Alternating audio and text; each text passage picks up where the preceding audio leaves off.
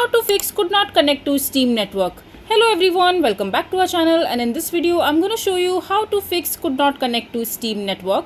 So first of all, just simply open the preferred browser and come to the official website of steam.com, and over here if you're facing the issue which is not connecting to the Steam network, all you have to do is just simply log into your account using your credentials. And once you have logged in into your Steam account, just simply click on the support section from the top menu and open it.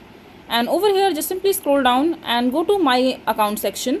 Just simply click on it and click on Steam families, and over here when you will scroll down, you will be able to see the option called contact Steam support. Just simply tap on it, and over here just simply explain the Steam that you could not connect to your Steam network, and just send this particular message to the Steam customer support, and the Steam customer support will reach out to you and help you regarding solving this particular error that you are facing about Steam network.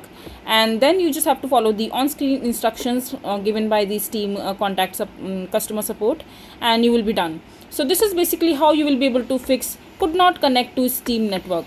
I hope you find this video to be helpful. So that is it for this video. If you find this video to be helpful, make sure to hit that like button and don't forget to subscribe to our channel for more such informative videos, and I'll see you the next time.